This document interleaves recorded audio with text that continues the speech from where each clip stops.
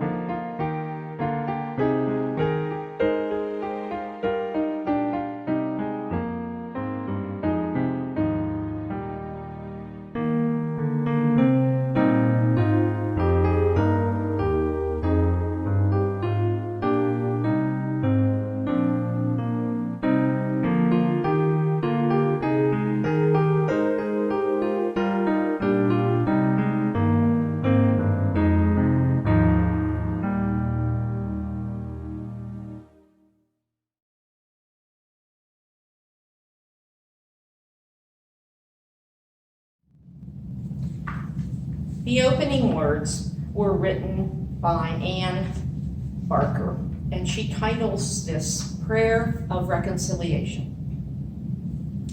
We gather with a hunger for reconciliation. What is done cannot be undone. What is done next must now be done with care. We gather because we are hopeful, because we have visions and dreams of a brighter future. That there may be more than vision in this room, in this space, in your rooms. These are the wounds we must heal together. Grief and anger for all that has been lost. Guilt or fear in the reliving. Pain that has gone without sufficient comfort. Mistrust that was earned, that continues burning still. Every injury we may have named and yet still carry. Those we haven't, can't, or dare not speak aloud. Those we are not ready to make public. Those still not recognized, accepted, understood. These are the wounds that seek replacement, not cancellation or denial. Wounds we will tend cautiously, applying the salve of understanding, forming scars that mark our history without disfiguring the future we might share. This is not a time of quick solutions, fancy talking. This is a slow precision. This is a prayer for peace. We are new at this endeavor, new at beginning, and new at listening, new at hearing, new at taking enough time to honestly receive one another's stories. What is done cannot be undone. What is done next must now be done with care. We gather because we are hopeful, because we have visions and dreams of a brighter future. May the strength of this time together help us to walk forward. May the wisdom of this experience help us to know our path, and may we have the courage to return as often as necessary until our way is clear. May we have the perseverance together to see it through. May we cause it to be so. Today we are going to do the spoken affirmation, maybe, as opposed, excuse me, sorry about that. Let us say this congregation's affirmation together. The doctrine of this church is love. The quest of truth is its sacrament, and service is its prayer. To dwell together in peace, to seek knowledge in freedom, to serve humanity in fellowship, to the end that all souls shall grow in harmony with the divine. Thus do we covenant with each other.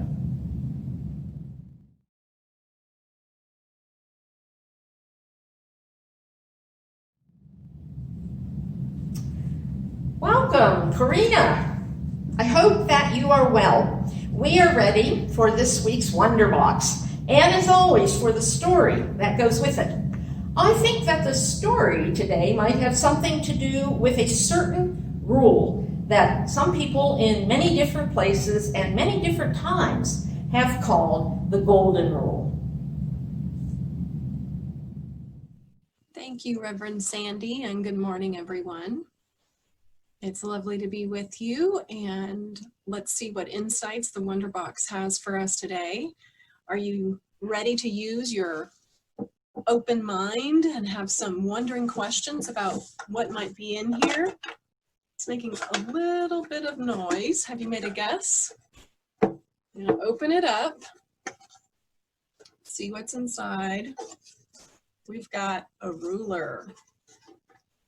That's right, and you know, a lot of people took home rulers yesterday in their scientist kits that we have for our upcoming project this week and next. But the reason I put a ruler in the Wonder Box today was because of the word rule. And there are good rules and bad rules. Let's hear a story about one right now. The Golden Rule by Eileen Cooper, illustrated by Gabby Swietowska. A boy and his grandfather stood on a city sidewalk looking up at the words printed on a billboard. "Grandpa, what does that say?" the boy asked. "Do unto others as you would have them do unto you." People all over the world call those words the Golden Rule. What does it mean? The boy wanted to know. And why is it golden? It means this: treat people the way you would like to be treated. It's golden because it's so valuable, and a way of living your life that's so simple it shines. Grandfather led the boy to another billboard, further down the sidewalk. Some people put the Golden Rule another way: do nothing to other people that you would not like having done to you. Either way, he said, it's a very good rule. Who's it for? The boy asked. You, me, anyone can practice the Golden Rule. A rule that's the same for children and grown-ups? Same rule. There aren't too many rules like that. Very few. And it's for people everywhere? Everywhere. Whatever their religion, people find the idea of the Golden Rule in their holy books, Grandfather said. Christianity says you should love your neighbor as you love yourself. Judaism says, what is hateful to you, you do not do to your fellow humans. Islam says, hurt no one so that no one may hurt you. Hinduism says, this is the sum of duty, to do nothing to others which would cause them pain. Buddhism says, do not do to others what would hurt you. The Shawnee tribe says, do not kill or injure your neighbor, for it is not he or she that you injure yourself. The boy and his grandfather sat on a park bench. So, Grandpa, how can I start to practice the Golden Rule? You begin by using your imagination. My imagination? You imagine how someone else feels. For instance, a new child who is joining your class. How do you think that boy or girl is feeling? New kids always look scared. Would you be scared if it was you? Oh, yes. What would make you feel better?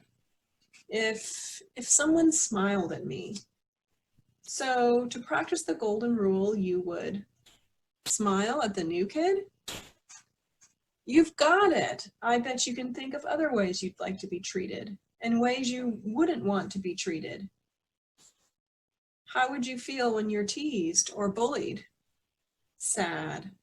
Yes. Mad. Yes. Small. I feel small.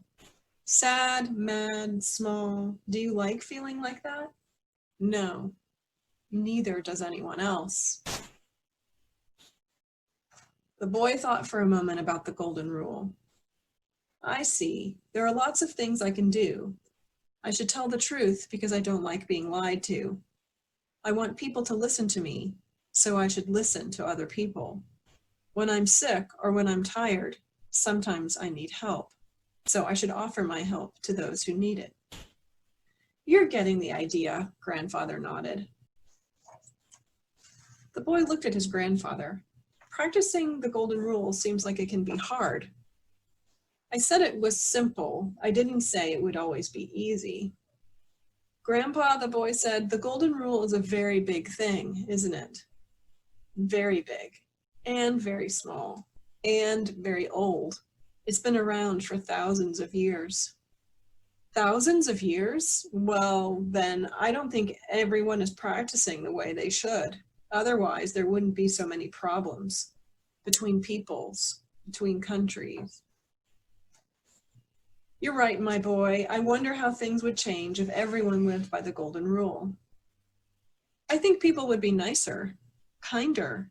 They'd act better towards their families and friends and even strangers. What if countries lived by the golden rule? Grandfather asked. Well, then people wouldn't want to hurt each other because they don't like being hurt. Maybe there wouldn't be wars. That would be wonderful, wouldn't it? Wonderful, Grandpa. But you can't make everyone in the world practice the golden rule. There's only one person you can ask to do that. Me? You. It begins with you. The end.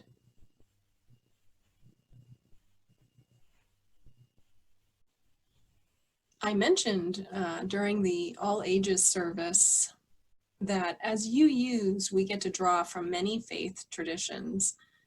And one of our 6 sources speaks of how the world's religions inspire us in our ethical and spiritual lives. So how do we interpret the golden rule? I think we see it clearly in our 2nd principle, which is that we have justice, equity, and compassion in our human relations.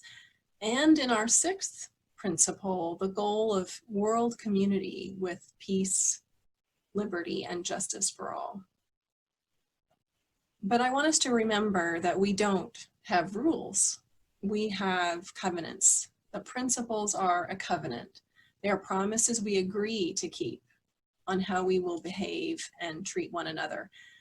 And as we like to say in religious education, we are with open minds and loving hearts and helping hands, that we use democratic process to decide how we are going to treat others as we wish to be treated. And when we see our classroom covenants at church, that certainly rings through. In the book, we saw that we heard the grandfather say that to practice the golden rule, you start with your imagination. You place yourself in someone else's shoes and see how they would like you to treat them. Sometimes that can take quite a bit of imagination if you don't have a lot of shared identity or experience with that other person. Some folks call that the platinum rule, that you treat others as they wish to be treated, not just as how you would wish to be treated. And that's a reframing or an extension of the golden rule. It's a way that we continue to use our imagination even further than we normally would. And I've talked about that in another Wonderbox moment. But I hope you enjoyed that beautiful imagery of the golden rule, and we'll talk a little bit more about that at RE time today at 5 p.m. I look forward to seeing you then. Bye-bye. Thank you, Karina. As most of you know, this is the time in the service, if you were all here, when we would pass the offering plates. Of course, we can't do that during this shutdown time, but we can enjoy the musical interlude part of this element of the service. Information about giving and pretending that we are passing the plate will be on your screens now and again during the postlude.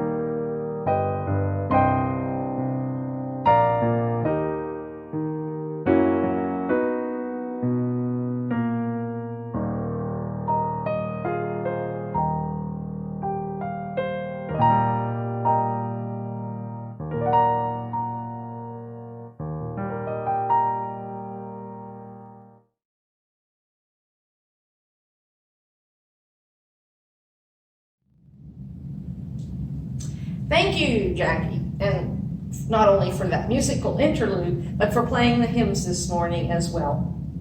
I invite all of you now to take a few moments to center yourselves in silence, followed by the breathing meditation.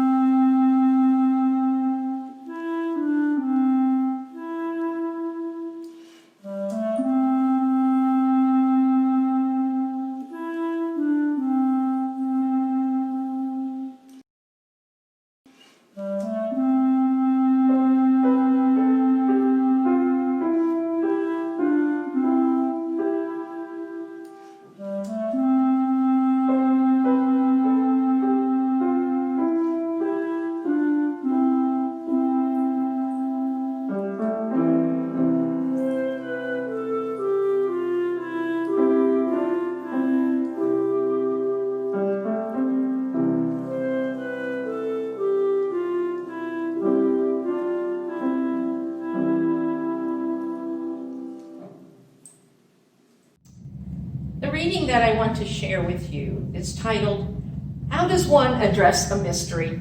And it was written by Reverend Gordon McKeeman. How does one address a mystery? Cautiously. Let us go cautiously then to the end of our certainty, to the boundary of all we know, to the rim of uncertainty, to the perimeter of the unknown which surrounds us. Reverently, let us go with a sense of awe, a feeling of approaching the powerful holy whose lightning slashes the sky, whose persistence splits concrete with green sprouts, whose miracles are present in every place and moment. Hopefully, out of our need for wholeness in our own lives, the reconciliation of mind and heart, the conjunction of reason and passion, the intersection of the timeless with time. Quietly, for no words will explain the inarticulate or summon the presence that is always present, even in our absence. But what shall I say? Anything. Any anger, any hope, any fear, any joy, any request, any word that comes from the depth of being addressed to being, capital B, to being itself, or perhaps nothing. No complaint, no request, no entreaty, no thanksgiving, no praise, no blame, no pretense of knowing or of not knowing. Simply be in the intimate presence of mystery, unashamed, unadorned, unafraid. And at the end, say, Amen.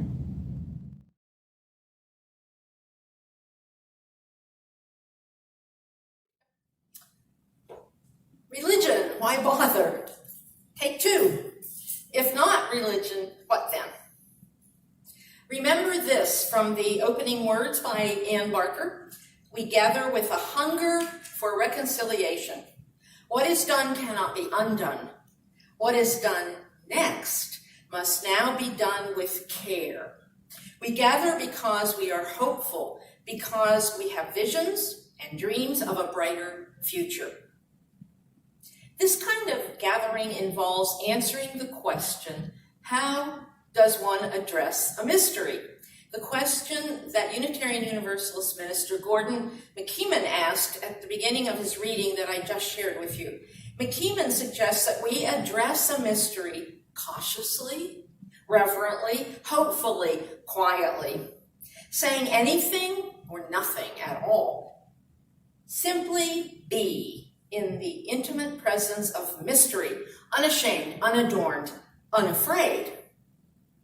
In other words, approach the mystery of life nakedly, vulnerably, with your entire being, not just with your minds, but with your hearts. And not just with your hearts and minds, but with your spirits and your souls. Religion, a tricky word for Unitarian Universalists usually. Religion, too often an off-putting word for religious liberals. Too often bringing up images of, quote, belief in, worship of, or obedience to a supernatural power or powers considered to be divine, or to have control of human destiny, unquote. A word that too often makes us think of, quote, any formal or institutionalized expression of that kind of belief, end of quote. There. I have just given you the first two definitions of the word religion from the British dictionary definitions for religion. Here is that fifth definition. Quote, something of overwhelming importance to a person, unquote. Example, football is his religion. Presumably they mean soccer, not American football. It is a British dictionary. But that's not the example I would have chosen, but I like that definition. Something of overwhelming importance to a person. From dictionary.com, religion is, quote, a set of beliefs concerning the cause, the nature, and the purpose of the universe, unquote. Well, that's the first definition, and I was thrilled, but they should have stopped right there, because there are caveats and qualifications on that definition. It goes on to say, especially when considered as the creation of a superhuman agency, usually involving devotional and ritual observances and often containing a moral code governing the conduct of human life. I can live with the devotional and ritual observances part, and even with the moral code part, depending on what that moral code is. But I do not accept a superhuman or a supernatural component of religion. But some of you listening might be comfortable with that, and that should be perfectly fine. And it should not diminish or dismiss my beliefs. I marvel at my newfound acceptance of all spiritual practices. This has only been within the last week or so. And all because of a book that is trying to change my life. And that book is Religion, Why Bother? By Elaine Hagel. Does that mean that I might get to a point where I am no longer hedging my bets about religion? Or as I put it in our newsletter, admit that religion might maybe sustain me? Am I ready to declare that religion is what sustains this faith community? Now, in almost every other church, probably in the world, that would sound like such a contradiction in terms, but it isn't in a Unitarian Universalist setting. Dare I say it, thank God, or the goddess, or the universe, or the spirit of life for that. Am I now ready to say that everything happens for a reason? That there is a master plan? No, I am not. I lean more towards the chaos theory. However, I am ready to say that religion is so broad that we can barely begin to understand its reach. Now that was rather vague. So I give you some more specific definitions that speak to me in Unitarian Universalist language. One of the best definitions of religion that I have found, and I've used it before, is this one from Unitarian Universalist Minister Force Church. Religion is our human response to the dual reality of being alive and having to die. The author and psychologist William James defined religion as a person's total reaction upon life. Total reaction upon life. Contemporary Unitarian Universalist minister Galen Gungerich, senior minister at the Unitarian Church of All Souls in New York City, writes, no matter how difficult our circumstances or how dire our situation, we need a way to pull everything together and celebrate wholeness. We need to affirm what is true, cherish what is beautiful, and embrace what is lovely. The necessity of religion emerges from this deep-seated and long-standing human need for connection and wholeness. The necessity of religion emerges from this deep-seated and long-standing human need for connection and wholeness. That definition beautifully and succinctly states what I believe about religion. And the women of the prophetic sisterhood gave us a wonderful definition of religious, which is equally applicable to the word religion. These were those liberal women ministers, Unitarian and Universalist, who in the late 1800s and the early 1900s preached and ministered to congregations in what was then the frontier, although now we call it the Midwest. They said being religious means possessing a fundamental reverence for life. Perhaps you are beginning to understand why I have been struggling with all of this for at least 2 or 3 weeks since delving into Hagel's book. Trying to put these thoughts into some kind of coherent form just wasn't happening last week. So much of what I and Elaine Hagel, if I may be so bold as to suggest this in her name, because I'm only assuming that this happened to her, so much of what I, Hagels, and many, many others have experienced throughout human history is simply not easily translated into spoken or written language. And that's where mysticism comes in, but we're not going there today. But I have had, and I've told you this before, moments of mysticism or mystic moments. And talk about hard to explain.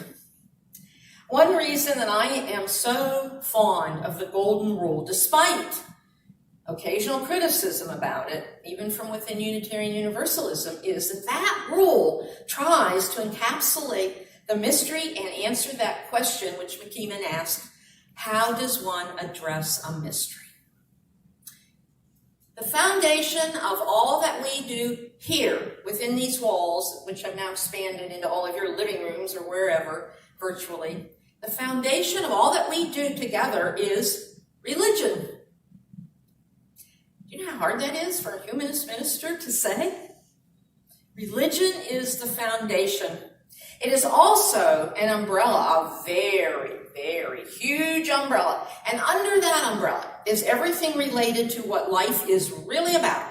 Everything meaningful in life, including spirituality and spiritual practices. First we have religion, then we have the spirituality.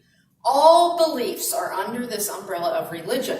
There is a deeper wisdom than that which Western culture has traditionally shared with us and condoned for us. And that deeper wisdom is under this umbrella too.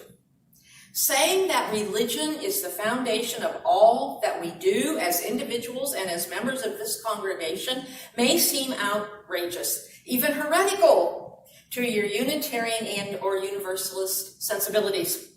I'm hoping to make several statements today that you might find uncomfortable, but it's just all in keeping with that. Saying that the purpose of church, only let's substitute the word religion for church. The purpose of religion is to comfort the afflicted and to afflict the comfortable. Elaine Hagel begins her book, Why Religion?, telling us about hearing Billy Graham speak at a Crusade for Christ rally when she was in high school. She walked forward with thousands of others to participate in the altar call to be born again. As she put it, this changed her life, but probably not in the way that Billy Graham intended it would. Elaine Hagel's parents were horrified, especially her father. He had grown up in a strict Presbyterian family. The Hagels did not raise their 2 children in any religion. Her father became a research biologist after he learned about evolution during his early college years. Hagels writes, that day opened up vast spaces of imagination that I previously entered only through the stories and music of others. I will bet that most of you have always thought of born-again Christianity as narrowing the imagination, creating tunnel vision, stifling creativity. And yet, in this instance, the stories in the Bible opened up something within Hagels that spoke to forever. Stories from the Bible, but also other ones, The Wizard of Oz, Robin Hood, and Sherwood Forest, stories that she had never internalized before. Stories that humans tell to help make sense of the mystery of life. No one's story necessarily better than any other one. Stories that wrestle with the seemingly eternal battle between good and evil. Hegel says stories like those and poems, music, and dance evoked what I could imagine only as a spiritual dimension, something not recognized, virtually non-existent in the world in which I'd grown up. The other day, 2 or 3 days ago, I ran into a very nice man who works in the hair salon where I used to get my hair cut. And we made some remark about my hair, and it was driving me crazy. And he said, well, why don't you come in, you know? And I thought he was going to talk about the masks that they wear, masks I'd have to wear. And I said, well, I'm afraid. And he said, well, what? I said, the virus. And the next words out of his mouth were, do you pray to Jesus? I'm thinking, what does this have to do with my hair?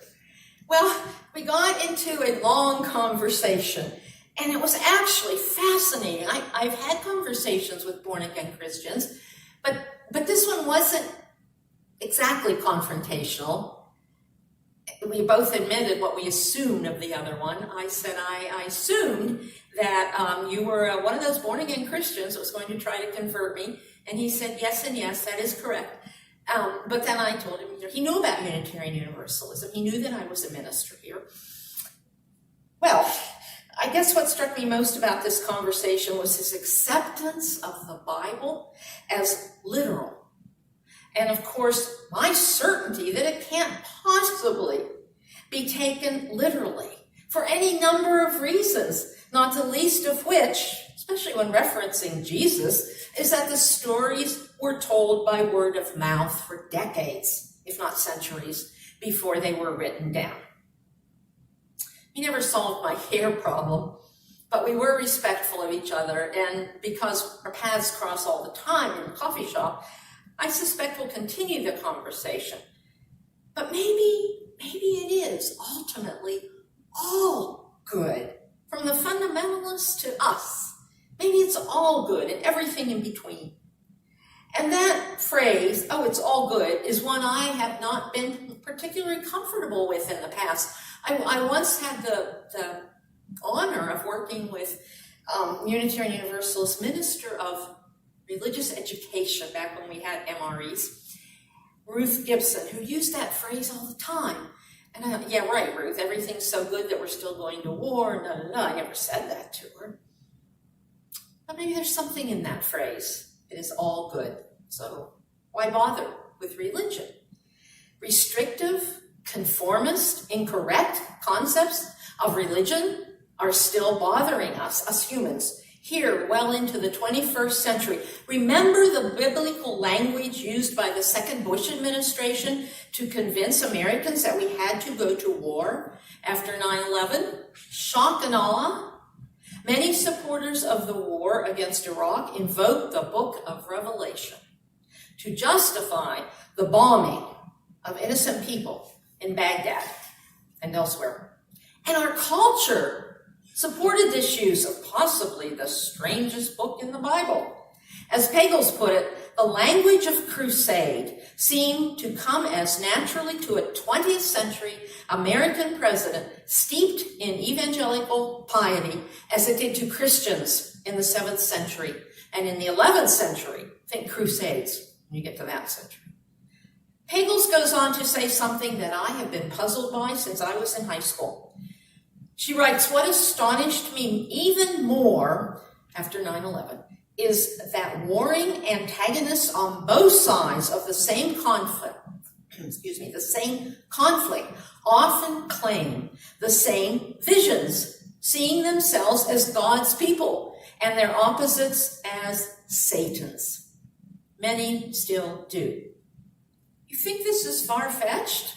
My very own mother was an avid reader of the book of Revelation in the months before she died, and part of me is glad she died in September of 2000. My mother was nowhere near being a born-again Christian. She was a liberal Presbyterian, but boy, she got into the book of Revelation. But there is other ancient wisdom to be found for those who seek it, more ancient than what we know in the Bible. One of those people who not only found the ancient wisdom, but also made the study of it her life's work is Elaine Hagel. She was in the right place at the right time academically. The Dead Sea Scrolls were discovered in 1947 in caves in Israel, followed by the almost simultaneous discovery of the Nag Hammadi Library in Egypt, in cliffs near the village of Nag Hammadi. By the time Hagel grew up and began doing research, these ancient texts were available to scholars, and Hagel had the skills and the languages to study them in depth. During the time period when she was doing that, she went through two major, unbelievable losses in her life. And at one point in the midst of that, she had a dream or a vision of ropes connecting everyone in the world, throughout time even. Later, Hagel would learn that the web that connects us all is often depicted as woven from something more delicate than heavy rope, and with the gaps much closer together. There were these large gaps in Hagel's dream vision between the knots. You know the images often likened that we use for the interdependent web, often likened to a spider's web. But what Hagel saw in her grief was heavy, thick, almost unbending, inflexible rope. And even though what bound her web together was bulky and unwieldy, and the gaps were too big, too easy to fall through, nevertheless, Hagel intuitively knew that the only thing keeping her in the world after the death of her 6-year-old son was that web, that net, however cumbersome it was. So her journey, that journey that she made with the help of the Dead Sea Scrolls and those discoveries of texts at Nag Hammadi, helped her through her deep, intense grief and pain. Earlier, I said that her experience at Billy Graham's Crusade for Christ had opened up her imagination through stories in a way that she had never experienced. The process that she went through for many years, through the writing of many books, through the discovery of wisdom, of that ancient wisdom, that ancient wisdom comes out of a feminist perspective almost always, not the male perspective that dominates the Bible. Through all of this, Hagel's arrived at, though she is no doubt journeying on as we speak, she's still very much alive, just off, going to arrive at yet more wisdom, but what she arrived at then is what has so greatly moved me. In our own time of extreme challenge and profound doubt, enlarging the lens through which we view the world is one of the best tools we can cultivate and a reason for hope. There is only limited time in this service to give you some snippets of what is in those early books of wisdom. For example, Hagel tells us that in the Gospel of Truth, that's the name of the book, the Gospel of Truth, is all about relationships and how when we come to know ourselves, simultaneously we come to know God, or however you want to name that, source of life, source of all that is, love. When we come to know ourselves and this true source of religion through Hagel's words again, the paradox of Gnosis, which just means knowledge, the paradox of knowledge, not intellectual knowledge, but knowledge of the heart. Arriving at a deeper, more honest and true knowledge of what the interdependent web really means for us in our daily lives happens in many different ways, through many different avenues. Hagel tells of one monk who meditated for 100 years, seeking this kind of knowledge. Well, most of us don't have that kind of time, or I should say we probably don't have that kind of time left. In this time of so much sorrow and grief, what will sustain us? Knowing that the interdependent web is a concept that goes back to the beginnings of human time, learning more about the wisdom that predates the Bible and the Quran and the Torah and comes from a different gender perspective will sustain us here in this faith community that I hope is so much more open to wisdom of any kind and from any place and any perspective than much of humanity's faith communities have permitted through the ages. Like most people, Hagel says, I used to think that religion was primarily a matter of what you believe, but I've had to abandon that assumption because of the early Christian leaders who insisted that it was their way or the highway. That is, you either believed this one certain set of beliefs. Of course, remember, each denomination had and still has its own correct set of beliefs. So you either believe that set of beliefs or you are going to spend eternity in hell.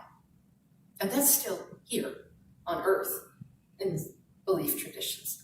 What I love, Hagel writes, about sources like the Gospel of Thomas, that's the title of one of her books, is that they open up far more than a single path. While encouraging us to seek a deep connection with reality, they encourage us to walk without a map. No maps.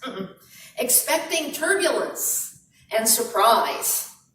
And when asking where to start, we find another saying from the Gospel of Thomas.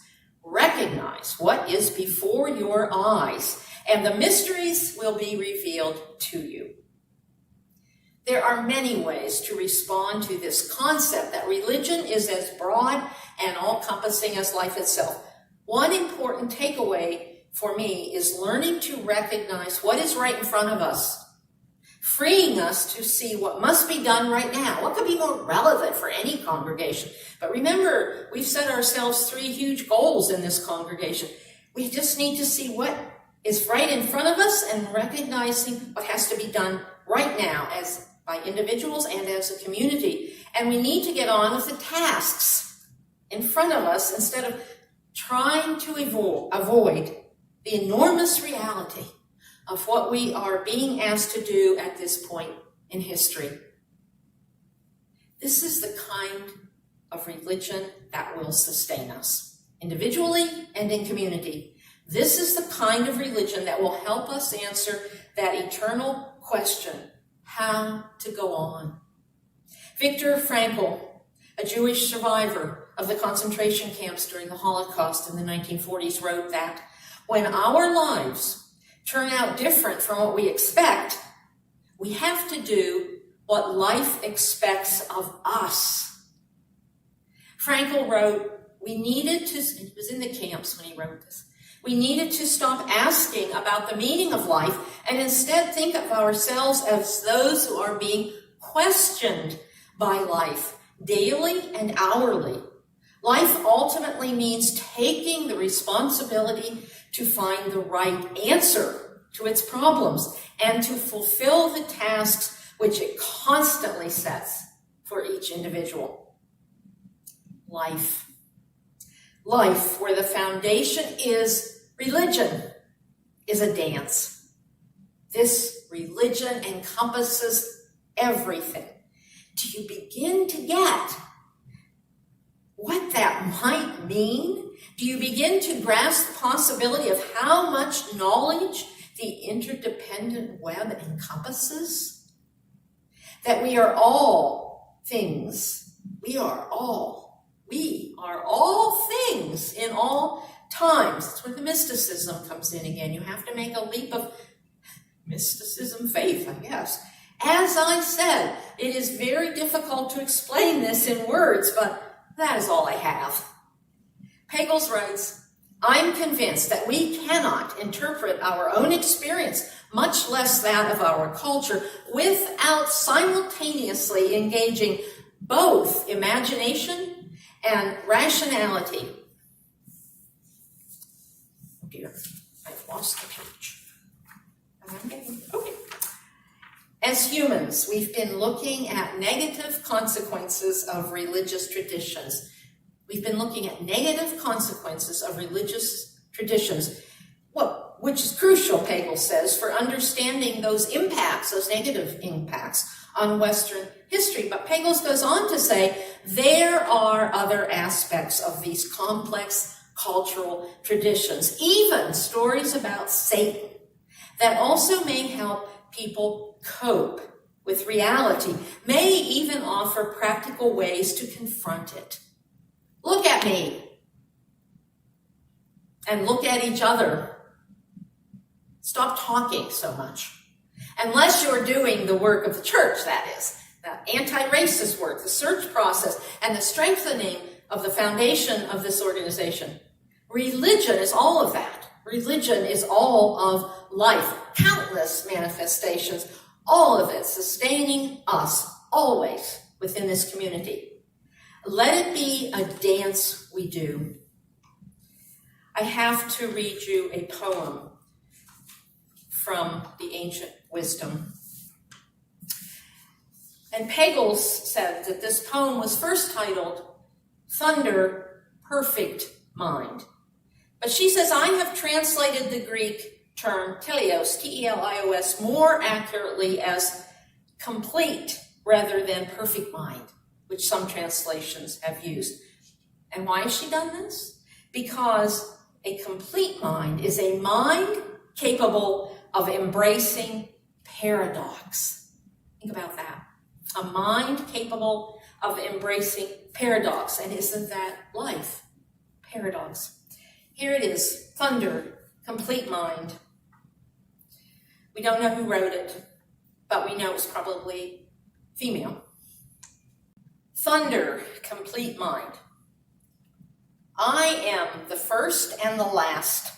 I am the one who is honored and the one scorned. I am the whore and the holy one. I am the incomprehensible silence and the voice of many sounds, the word in many forms. I am the utterance of my name. Do not cast anyone out or turn anyone away. I am the one who remains and the one who dissolves. I am she who exists in all fear and strength in trembling. I am she who cries out. I am cast forth on the face of the earth. I am the sister of my husband, and he is my offspring, but he is the one who gave birth to me. I am the incomprehensible silence and the thought often remembered. I am the one who has been hated everywhere and who has been loved everywhere. I am the one they call life, and you have called death. I am the one whose image is great in Egypt, and the one who has no image among the barbarians. I prepare the bread and my mind within. I am the knowing of my name. Sing out all the verses of Let It Be a Dance We Do.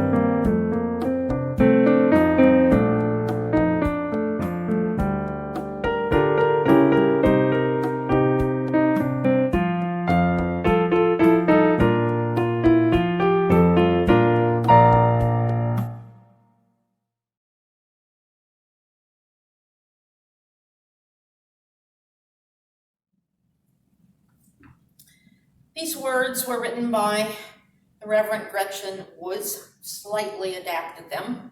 She called it Dance of Fire, Dance of Transition.